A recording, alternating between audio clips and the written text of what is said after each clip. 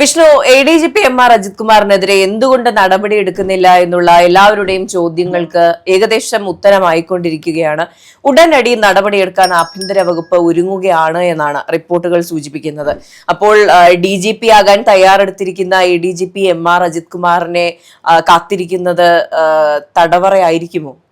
ഉറപ്പായിട്ടും. കാരണം അത് സാധാരണക്കാര് അത്രയും അത് ആഗ്രഹിക്കുന്ന ഒരു നിമിഷം കൂടെയാണ്. എന്താന്ന് വെച്ചാൽ ആലപ്പുഴയിലെ ആ രക്ഷാപ്രവർത്തന കേസ് രക്ഷാപ്രവർത്തനം എന്നല്ല, രക്ഷാപ്രവർത്തനമായി എന്നെ ചിത്രീകരിച്ചാണ്. നമ്മള് സാധാരണ സംസാരിക്കുമ്പോൾ പോലും രക്ഷാപ്രവർത്തന കേസ് എന്ന് പറഞ്ഞു പോകുന്ന തരത്തിലാണ് ആ കേസിനെ നറേറ്റ് ചെയ്ത് വെച്ചിരുന്നത്. അങ്ങനെ ആയി തീർന്നു അത്.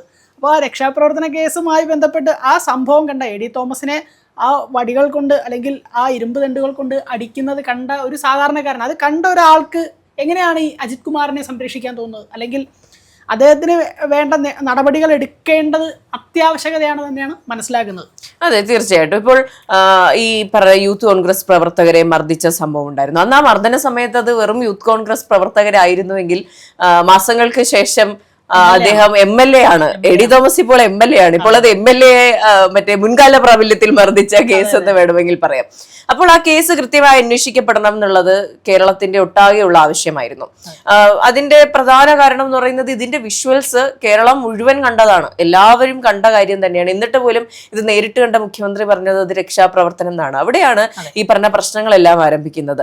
അപ്പോൾ ഈ കേസുമായി മുന്നോട്ട് പോകുമ്പോൾ ഈ കേസ് കൃത്യമായി തന്നെ അന്വേഷിക്കപ്പെടണമെന്ന് ആഗ്രഹിക്കുന്ന കേരളത്തിന് മുന്നിലേക്ക് ADGP ആയിരിക്കുന്ന MR അജിത് കുമാർ കേസ് അട്ടിമറിക്കാനുള്ള ശ്രമം നടത്തുന്നു. ഇതിന്റെ പ്രധാന പ്രശ്നം എന്ന് പറയുന്നത് ADGP MR അജിത് കുമാറിന്റെ പേരിൽ ആദ്യമായിട്ടല്ല ഇങ്ങനെ എന്തെങ്കിലും ഒരു അലിഗേഷൻ ഒക്കെ ഉണ്ടാകുന്നത്. കഴിഞ്ഞ കുറെ നാളുകൾ, എനിക്ക് തോന്നുന്നു 2024 പകുതിക്ക് ശേഷത്തോടുകൂടി MR അജിത് കുമാറിന്റെ പേര് കേൾക്കാത്ത വാർത്താ ബുള്ളറ്റിനുകൾ ഇല്ലായിരുന്നു എന്ന് വേണമെങ്കിൽ പറയാം. കാരണം അത്രയധികം അലിഗേഷൻസ് അദ്ദേഹത്തിനെതിരെ വന്നിട്ടുണ്ട്. ആദ്യം വന്നത് എനിക്ക് തോന്നുന്നു നമ്മുടെ PV അൻവർ LDF ആയിരുന്ന കാലത്ത് അദ്ദേഹം ഉന്നയിച്ച ആരോപണങ്ങൾ ഉണ്ടായിരുന്നു. ഈ സ്വർണ്ണക്കടത്ത്, അതുപോലെ തന്നെ ഹവാല ബന്ധങ്ങൾ, ഇതുമായിട്ട് ബന്ധപ്പെട്ടുള്ള ആരോപണം നിങ്ങൾ ഉന്നയിക്കുന്നു. അതിനുശേഷം അനധികൃത സ്വത്ത് സമ്പാദന കേസ് വരുന്നു. അതിനുശേഷം ഈ പറഞ്ഞ നവകേരള മർദ്ദന കേസ് വരുന്നു. അങ്ങനെ കുറെ കേസുകൾ വന്ന് ഏറ്റവും അവസാനം ശബരിമലയിലെ ട്രാക്ടർ വിവാദത്തിൽ പോലും അദ്ദേഹം വന്ന് പെടുന്ന ഒരു സാഹചര്യം ഉണ്ടാകുന്നു. അപ്പോൾ കേരളക്കരെ ആകെ ആഗ്രഹിക്കുന്നുണ്ട് എന്തുകൊണ്ട് MR അജിത് കുമാറിനെതിരെ നടപടി എടുക്കണമെന്ന് ആഗ്രഹിക്കുന്നുണ്ട്. ഇപ്പൊ കഴിഞ്ഞ സർക്കാരിന്റെ കാലത്താണെങ്കിൽ പിണറായി വിജയൻ ഇതിനെല്ലാം കൂട്ടുനിൽക്കുകയാണ് എന്ന് പറഞ്ഞവരാണ് ഈ പറഞ്ഞ മാധ്യമപ്രവർത്തകരും അതുപോലെ തന്നെ കോൺഗ്രസ് പ്രവർത്തകരും അടക്കം. ഇപ്പോൾ നമ്മുടെ അന്നത്തെ പ്രതിപക്ഷ നേതാവായിരുന്ന ഇപ്പോഴത്തെ മുഖ്യമന്ത്രി ആയിരിക്കുന്ന VD സതീശൻ പോലും ആരോപിച്ചിട്ടുണ്ട് MR അജിത് കുമാറിനെതിരെ എന്തുകൊണ്ട് നടപടി എടുക്കുന്നില്ല എന്നുള്ള ചോദ്യം ഉന്നയിച്ചിട്ടുണ്ട്. അപ്പോൾ ധാർമ്മികമായി ആ കസേരയിൽ വന്നിരിക്കുമ്പോൾ എത്രയും പെട്ടെന്ന് നടപടി എടുക്കുക എന്നുള്ളൊരു ഉത്തരവാദിത്തം അവിടെ നിലനിൽക്കുന്നുണ്ട്. ഉറപ്പായിട്ടും ഇത് എങ്ങനെയാണ്, അല്ലെങ്കിൽ ഒരു ഏറ്റവും വലിയ പോലീസ് മേധാവിയാണ്. ആ ഒരു പോലീസ് മേധാവി ജനങ്ങളെ അല്ലെങ്കിൽ കൃത്യമായ നിർവഹണത്തിൽ നിന്ന് കാണിച്ചു കൊടുക്കേണ്ട ഒരാളാണ്. അയാളുടെ പേരിലാണ് ഇത്രയും കേസുകളും അഴിമതികളും ആരോപണങ്ങളൊക്കെ വന്നുകൊണ്ടിരിക്കുന്നത്. അങ്ങനെയുള്ള ഒരാളുടെ പേരിൽ, അതും വളരെ ക്രൂരമായ ആ രക്ഷാപ്രവർത്തന കേസ് അട്ടിമറിച്ച ഒരാളുടെ പേരിൽ അതിപ്പോഴും കേസെടുക്കാത്തത് അല്ലെങ്കിൽ നടപടി എടുക്കാത്തത് ഇപ്പോഴും സർക്കാർ എന്തുകൊണ്ട് അത് എടുക്കുന്നില്ല എന്നുള്ളത് വളരെ ചോദ്യചിഹ്നമായി വരുന്നതാണ്. അതെ, ഇപ്പോ ഇത് സ്വാഭാവികമായിട്ടും എനിക്കും കഴിഞ്ഞ ദിവസങ്ങളിലെ ചർച്ചകളിലെല്ലാം എന്തുകൊണ്ട് ആഭ്യന്തരമന്ത്രി നടപടി എടുക്കുന്നില്ല എന്നുള്ള ചോദ്യം ഉന്നയിച്ചിരുന്നു. പക്ഷെ ഇതിലെ പ്രധാന പ്രശ്നം എന്ന് പറയുന്നത് MR അജിത് കുമാറിന്റെ നിയമങ്ങൾ കൃത്യമായി അറിയുന്ന ഒരാളാണ്. നിയമങ്ങൾ അറിയുന്നതോടൊപ്പം നിയമത്തിലെ ലൂപ്പ് ഹോൾസും കൃത്യമായിട്ട് അറിയുന്ന ആളായിരിക്കുമല്ലോ അദ്ദേഹം. അപ്പോൾ സംസ്ഥാനം ഒരു കൃത്യമായ തെളിവുകളുടെ അടിസ്ഥാനത്തിലോ അല്ലെങ്കിൽ അതിന്റെ പ്രോട്ടോകോളിന്റെ അടിസ്ഥാനത്തിലോ ഒരു നടപടി എടുത്തില്ല എന്നുണ്ടെങ്കിൽ കൃത്യമായി ചോദ്യം ചെയ്യാനുള്ള റൈറ്റും അതുപോലുള്ള അതിന്റെ കാലിബറും ഉള്ള ഒരു വ്യക്തിയാണ് അജിത് കുമാർ. അപ്പോ പെട്ടെന്നൊരു നടപടി എടുക്കുക എന്ന് പറയുന്നത് പോസിബിൾ അല്ല. അതുകൊണ്ട് തന്നെയാണ് ആഭ്യന്തര മന്ത്രാലയം ഒരു നിയമോപദേശം തേടിയിട്ടുള്ളത്. എന്താണ് ചെയ്യാൻ കഴിയുക, മുന്നോട്ട് എന്ത് ചെയ്താലാണ് നമുക്ക് പുറത്തേക്ക് അദ്ദേഹത്തിന് ഒരു പെർമനന്റ് ആയിട്ടൊരു വാതിൽ തുറന്ന് അദ്ദേഹത്തെ പുറത്തേക്ക് കടത്താൻ കഴിയുക എന്നുള്ളൊരു ചോദ്യം അവിടെ ബാക്കിയാകും. എന്ത് തന്നെയായാലും ഈ പറയുന്ന പോലെ കഴിഞ്ഞ സർക്കാരിന് അജിത് കുമാറിന്റെ ഭാഗത്ത് നിന്ന് എന്തെങ്കിലും ബെനിഫിറ്റുകൾ കിട്ടിയിട്ടുണ്ടെങ്കിൽ അതും പുറത്തു വരണം. ഇപ്പോൾ അതിന്റെ ഭാഗമായിട്ടാണോ എല്ലാവരും സംശയിക്കുന്ന പോലെ പിണറായി വിജയൻ അതുകൊണ്ടാണോ മൗനം പാലിച്ചത് എന്നുള്ള ചോദ്യത്തിനൊക്കെ ഉത്തരം കിട്ടേണ്ടിയിരിക്കുന്നു. പിന്നെ ഇത് വളരെ വളരെ ഇന്റൻസീവ് ആയിട്ടുള്ള ഒരു ക്രൈം തന്നെയാണെന്നാണ് ഞാൻ വിശ്വസിക്കുന്നത്. ഇപ്പൊ കീഴ് ജീവനക്കാരെ ഭീഷണിപ്പെടുത്തിക്കൊണ്ട് ഒരു കേസ് അട്ടിമറിക്കാൻ ശ്രമിക്കുക. അപ്പോൾ സ്വാഭാവികമായിട്ടും ഈ കേസ് അട്ടിമറിച്ചു എന്ന പേരിൽ ഈ കീഴ് ജീവനക്കാരാണ് അതിൽ പ്രതികളാകുക, അതിൽ പെട്ടുപോകുന്നത്, അതിൽ കുരുതി അനുഭവിക്കേണ്ടി വരുന്നത് എന്ന് പറയേണ്ടി വരും. അപ്പോൾ അവർക്ക് എന്തുകൊണ്ട് ഈ സാഹചര്യം ഉണ്ടാകുന്നു? ആ സാഹചര്യം ഉണ്ടാക്കി കൊടുത്ത മേലുദ്യോഗസ്ഥർ ഇവിടെ ഇരിക്കുമ്പോൾ അവരെ ശിക്ഷിക്കുന്നത് പോലെ മോശപ്പെട്ട ഒരു പ്രവൃത്തി സംസ്ഥാനത്തിന് ചെയ്യാൻ കഴിയില്ല. ഇപ്പോ തുച്ഛമായ ശമ്പളത്തിൽ അല്ലെങ്കിൽ വീട് ഓടിക്കാൻ വേണ്ടിയായിരിക്കും ഈ സർക്കാർ ജോലിക്കാർ അല്ലെങ്കിൽ ഗവൺമെന്റ് ഓഫീസുകളിലോ പോലീസ് സംവിധാനത്തിന്റെ ഏതെങ്കിലും ഹെഡ് ക്വാർട്ടേഴ്സുകളിൽ ഇരുന്ന് ജോലി ചെയ്യുന്നു എന്ന് വെച്ച് അവർ ലക്ഷങ്ങൾ സമ്പാദിക്കുന്ന മനുഷ്യരൊന്നും ആയിരിക്കില്ല. ഒരു പ്രിവിലേജുകളുടെ മണ്ടക്കിരിക്കുന്ന ആൾക്കാരൊന്നും ആയിരിക്കില്ല. ഇവർക്കെല്ലാം സാധാരണപ്പെട്ട ജീവിതത്തിൽ നിന്ന് വരുന്നതായിരിക്കും. ഇപ്പോ ഈ പറഞ്ഞതുപോലെ MR അജിത് കുമാർ ഭീഷണിപ്പെടുത്തി എന്നിട്ടും ചെയ്തില്ല എന്ന് പറഞ്ഞാൽ അത് മാസമൊക്കെ തന്നെയാണ്. പക്ഷെ അവർക്ക് അതിനുശേഷം എത്ര നാൾ സമാധാനമായിട്ട് ജീവിക്കാൻ കഴിയും? അതാണ്, അധികാര സ്ഥാനത്തിരിക്കുന്നവർ തന്നെ നിയമം ലംഘിക്കുന്നു, അല്ലെങ്കിൽ ആ നിയമത്തെ അട്ടിമറിക്കാൻ ശ്രമിക്കുന്നു. ഇത് ആ നാടിന്റെ നീതിയെക്കുറിച്ച് കൂടെ ആലോചിക്കേണ്ടി വരേണ്ട ഒരു അവസ്ഥയാണ്. അവർക്ക് ഇപ്പോൾ ഉന്നത ഉദ്യോഗസ്ഥർ, നമുക്കറിയാം പോലീസിൽ അതിന്റെ കൃത്യമായ ഓർഡർ ഉണ്ട്. പോലീസ് ഏറ്റവും അധികാര സ്ഥാനത്തിരിക്കുന്ന ആളുകൾ പറഞ്ഞാൽ അവർക്ക് കേൾക്കേണ്ടി വരും. അല്ലെങ്കിൽ പിന്നീടുള്ള അവരുടെ ജീവിതം എന്ന് പറയുന്നത് അത്രയും നരകതുല്യമാണെന്ന് തന്നെയാണ് മനസ്സിലാക്കുന്നത്. അതെ, ഇപ്പോ ഈ പറഞ്ഞ മേലുദ്യോഗസ്ഥരിങ്ങനെ കീഴ് ജീവനക്കാർ, ഇപ്പൊ ഒരു സാധാരണ ഓഫീസിന്റെ കാര്യം എടുത്തു നോക്കിയാൽ പോലും, ഇപ്പോ ഈ സ്ഥാപനത്തിന്റെ MD ആണ് ഞാനെന്ന് വിചാരിക്കുക. ഞാൻ എന്റെ താഴെയുള്ള ജോലിക്കാരെല്ലാം ഭീഷണിപ്പെടുത്തി ഇത് ചെയ്യുക. അപ്പൊ പിന്നീട് നിയമത്തിന്റെ വഴിയെ പോകുമ്പോൾ അവർ കുടുങ്ങുക. ഇതൊക്കെ മനുഷ്യത്വരഹിതമായ നടപടികൾ എന്ന് വേണം പറയാൻ. ഈ പറഞ്ഞ നിയമം കാത്തു സൂക്ഷിക്കേണ്ടവരാണ് ഈ കാക്കിയിട്ടവർ എന്ന് പറയുന്നത്. ഇപ്പൊ നാളെ ഒരു ദിവസം MR അജിത് കുമാർ ഇരിക്കുന്ന ഒരു സ്ഥലത്തേക്ക് ഒരു പരാതിയുമായിട്ട് എനിക്കോ ഏതൊരു വ്യക്തിക്കോ ചെന്ന് കയറുമ്പോൾ ഒരു ഭയം ഉണ്ടാകില്ലേ? സ്വാഭാവികമായിട്ടും ഉണ്ടാവും.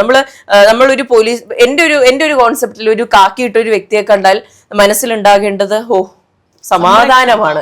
ഓക്കെ, ഞാൻ രക്ഷപ്പെട്ടു, ഈ പ്രശ്നത്തിൽ നിന്ന് ഞാൻ ഊരി പോവുകയാണ്, എനിക്ക് രക്ഷപ്പെടാൻ പറ്റും എന്ന് വിചാരിച്ച് ഓടിച്ചെന്ന് നോക്കുമ്പോൾ ആ തിരിഞ്ഞു നിൽക്കുന്ന ആള് MR അജിത് കുമാർ ആണെങ്കിൽ നമ്മുടെ ഉള്ളിൽ തോന്നുന്നത് സ്വാഭാവികമായിട്ടൊരു ഭയമായിരിക്കാം. ഒരുപാട് ഓർമ്മകളിലേക്ക് പോകും. ആള് ചെയ്തു വെച്ചിട്ടുള്ള ആളുടെ പേര് സോഷ്യൽ മീഡിയയിലായാലും പ്രധാന മാധ്യമങ്ങളിലായാലും പത്രത്തിലായാലും അദ്ദേഹത്തെ കുറിച്ചുള്ള പ്രധാനമായിട്ടും കാണുന്നുള്ളൂ. അപ്പൊ അത്തരം ഒരു സാഹചര്യത്തിൽ ഒരു സാധാരണക്കാരൻ എങ്ങനെയാണ് അദ്ദേഹത്തിന് മുമ്പിൽ പരാതിയായിട്ട് ചെല്ലുന്നത്? എങ്ങനെയാണ് ഒരു കാര്യം അറിയിക്കുന്നത്? അതൊരു വിശ്വാസമല്ലേ നഷ്ടപ്പെടുന്നത്? സ്വാധീന ജനതയുടെ വിശ്വാസമല്ലേ ഇവിടെ നഷ്ടപ്പെടുന്നത്? തീർച്ചയായിട്ടും. അപ്പോൾ ഒട്ടും കറപ്റ്റഡ് അല്ലാതിരിക്കണം ഈ സിസ്റ്റം. എന്നാൽ മാത്രമേ സാധാരണക്കാരന് ഇത് എന്റെ കൂടെ സിസ്റ്റമാണ്, ഞാൻ കൂടി ഈ ടാക്സ് അടച്ച പണത്തിലാണ് ഇത് പ്രവർത്തിക്കുന്നത് എന്നുള്ളൊരു അവകാശ ബോധം അതിൽ ഉണ്ടാവുകയുള്ളൂ. അപ്പോൾ അതൊക്കെ വളരെ ബേസിക് ആയിട്ട് നമുക്ക് വേണ്ട കാര്യങ്ങളാണ്. അപ്പോൾ ഈ പറയുന്നത് പോലെ ഇനിയെങ്കിലും നടപടി എടുത്തില്ലെങ്കിൽ ഈ മാസം അവസാനത്തോടുകൂടി അദ്ദേഹം DGP ആവുകയാണ്. പുതിയ പദവികൾ, അതുപോലെ തന്നെ വരുന്ന റെസ്പോൺസിബിലിറ്റീസിന്റെ കൂടെ തന്നെ അദ്ദേഹത്തിന് കിട്ടുന്ന പവർ എന്ന് പറയുന്നത് ചെറുതൊന്നുമല്ല. ഇപ്പോൾ ഹീസ് നോ മോർ DGP, അദ്ദേഹം ADGP അല്ല, ഇനി DGP ആണ് എന്നുള്ളൊരു നിലയിലേക്ക് കാര്യങ്ങൾ പോകുന്നു. അപ്പോൾ അദ്ദേഹം ഈ പറഞ്ഞതുപോലെ എല്ലാവരെയും ചൂഷണം ചെയ്യുന്ന, എല്ലാവരെയും ഇൻഫ്ലുവൻസ് ചെയ്യാൻ ശ്രമിക്കുന്ന ഒരു വ്യക്തിയാണെങ്കിൽ അദ്ദേഹത്തിന്റെ ഈ പറഞ്ഞ കർമ്മ മേഖല എന്ന് പറയുന്നത് കുറച്ചുകൂടി പടരുകയാണ്. പല കേസുകളും അട്ടിമറിക്കപ്പെടാനുള്ള സാധ്യതയുണ്ട്. ഈ പറഞ്ഞ നവകേരള മർദ്ദന കേസ് മാത്രമല്ല, തൃശൂർ പൂരം കലക്കൽ കേസും അദ്ദേഹത്തിന്റെ എതിരെ അട്ടിമറിച്ചു എന്നുള്ളൊരു സംഭവമുണ്ട്. അപ്പോൾ ഇത്തരത്തിലുള്ള കുറെ കേസുകൾ നിലനിൽക്കുന്നത് കൊണ്ടാണ് ഈ പറഞ്ഞ പിണറായി വിജയന് അദ്ദേഹം എന്തെങ്കിലും നേട്ടങ്ങൾ ഉണ്ടാക്കി കൊടുത്തിട്ടുണ്ടോ എന്നുള്ള ചോദ്യം അവിടെ ബാക്കിയാകുന്നത്. ഞാൻ മനസ്സിലാക്കുന്നത് ഇപ്പോ ആലപ്പുഴയില് AD തോമസ് ജയിക്കാനുള്ള പ്രധാന കാരണം കൂടെ ആ ഒരു ജനങ്ങളിലേക്ക് അദ്ദേഹം ഇറങ്ങിച്ചെല്ലാൻ ഉള്ള പ്രധാന കാരണം എന്ന് പറയുന്നത് ഈ രക്ഷാപ്രവർത്തന കേസ് എന്ന് വിളിക്കുന്നത് തന്നെയാണ്. കാരണം അത്രയും ക്രൂരമായിട്ട് ആക്രമിക്കുകയാണ്. അപ്പോൾ അത് തന്നെയാണ് അവനെ അവിടെ ജയിപ്പിച്ചത്. അപ്പോൾ ഒന്ന് ആലോചിച്ച് നോക്കണം, അത്തരമൊരു സാഹചര്യത്തിൽ ഇദ്ദേഹത്തിനെതിരെ നടപടി എടുത്തിട്ടില്ലെങ്കിൽ എന്തായിരിക്കും ജനങ്ങളുടെ രോഷം എന്നൊന്ന് ആലോചിച്ച് നോക്കണം. തീർച്ചയായിട്ടും ജനങ്ങളെ മണ്ടന്മാരാക്കുകയാണ് എന്ന് പറയേണ്ടി വരും. ഇപ്പോ ഒരു സർക്കാർ മാറി അടുത്ത സർക്കാർ വന്നപ്പോഴേക്കും അത് മർദ്ദനമായിരുന്നു എന്ന് സമ്മതിക്കേണ്ട ഒരു സാഹചര്യം വരുന്നു. അതിനർത്ഥം കഴിഞ്ഞ സർക്കാർ പറഞ്ഞിരുന്നത് അത് മർദ്ദനമല്ല എന്നാണ്. ആ വിഷ്വൽസ് എന്തിനു പ്രചരിപ്പിച്ചു എന്ന ചോദ്യം പോലും പലരും ഉന്നയിച്ചൊരു സാഹചര്യം ഉണ്ടായിരുന്നു. അപ്പോൾ നമ്മുടെ കൺമുന്നിൽ പോലും കണ്ട സത്യത്തെ കൺകെട്ടി മറയ്ക്കുന്ന ഒരു സാഹചര്യത്തിൽ നിന്ന് മാറുന്ന ഒരു സന്ദർഭം ഇപ്പോഴുണ്ടായി. അവിടെയാണ് ഈ പറഞ്ഞ MR അജിത് കുമാറിന് എന്തിന് സംരക്ഷണം കൊടുക്കുന്നു, അദ്ദേഹം കേസ് അട്ടിമറിക്കാൻ ശ്രമിച്ച ആളല്ലേ എന്നുള്ള ചോദ്യം ഉണ്ടാകുന്നത്. ഇതുകൊണ്ട് തന്നെയാണ് പിണറായി സർക്കാരിനെതിരെ ഈ പറഞ്ഞ ഭരണവിരുദ്ധ വികാരം വലിയ രീതിയിൽ ഉണ്ടായത്. നമ്മൾ കണ്ണിൽ കണ്ട കാര്യങ്ങൾ പോലും അംഗീകരിക്കാൻ കഴിയാത്തൊരു രീതി. ഇപ്പൊ ആരോഗ്യ വകുപ്പിന് പെട്ടെന്ന് ഓർമ്മ വന്നതുകൊണ്ട് പറയുകയാണ്, ഇപ്പൊ ആരോഗ്യ വകുപ്പിന്റെ കഴിഞ്ഞ 10 വർഷത്തെ അവസ്ഥ, 10 വർഷം പോട്ടെ 5 വർഷത്തെ അവസ്ഥ എന്ന് പറയുന്നത് നമുക്കറിയാം വളരെ പരിതാപകരമായിരുന്നു, വളരെ മോശമായിരുന്നു. പക്ഷെ പല സഖാക്കന്മാരോടോ അല്ലെങ്കിൽ CPM-ന്റെ മുതിർന്ന നേതാക്കളോടോ അല്ലെങ്കിൽ ഫേമസ് ആയ നേതാക്കളോടോ, ഫോർ എക്സാമ്പിൾ നമ്മുടെ ജെയ്സി തോമസ് പുതുപ്പള്ളിയിൽ മത്സരിച്ച് ഉമ്മൻചാണ്ടിക്കൊപ്പമൊക്കെ മത്സരിച്ച് സുന്ദരമായി മത്സരിച്ചു എന്ന് ഞാൻ പറയും. ജെയ്ക്കിനോട് ഒരു മാധ്യമപ്രവർത്തക ഡിഫൈൻ അല്ലെങ്കിൽ ഒറ്റ വാക്കിൽ ഡിസ്ക്രൈബ് വീണ ജോർജ് എന്ന് പറയുമ്പോൾ അദ്ദേഹം പറയുന്നത് ദ ബെസ്റ്റ് നമ്മുടെ എന്താണ് ഹെൽത്ത് മിനിസ്റ്റർ ഓഫ് കേരള എന്നാണ്. അപ്പൊ നമുക്ക് കേൾക്കുന്നവർക്ക് ദൈവമേ ഞാൻ കേരളത്തിൽ തന്നെയാണോ ജീവിക്കുന്നത് എന്നുള്ളൊരു തോന്നലുണ്ടാകും. അപ്പൊ സ്വാഭാവികമായിട്ടും ഈ പറഞ്ഞ ഇടത് നേതാക്കൾക്കെല്ലാം നമ്മൾ കണ്ണിൽ കണ്ട സത്യങ്ങൾ പോലും മറയ്ക്കാനുള്ള എന്തോ ഒരു മായാജാല കഴിവുണ്ട്. അതിന്റെ ഭാഗമൊക്കെ തന്നെയാണ് MR അജിത് കുമാറിനെ വിശുദ്ധനാക്കാൻ ശ്രമിക്കുന്നതും. ഇപ്പോൾ പ്രതിപക്ഷത്ത് പോയിരിക്കുമ്പോൾ അതുപോലെ വിമർശിക്കാൻ അവർക്ക് സാധിക്കുന്നുണ്ട്. എന്തുകൊണ്ട് ആഭ്യന്തര വകുപ്പ് നടപടിയെടുക്കുന്നില്ല എന്ന് ചോദിക്കാൻ അവർക്ക് സാധിക്കുന്നുണ്ട് എന്നുള്ളതാണ്. അവരുടെ കാലത്ത് അത് അവർക്ക് പറ്റുന്നില്ലായിരുന്നു.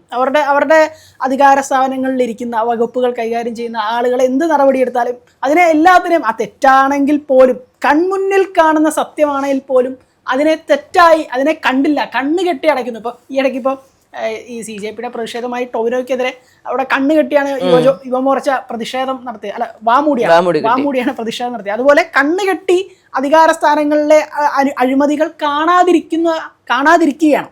അതിവിടെ ഒരു വലിയ പ്രശ്നമാണ്. അത് നമുക്കൊരിക്കലും ന്യായീകരിക്കാനും പറ്റില്ല.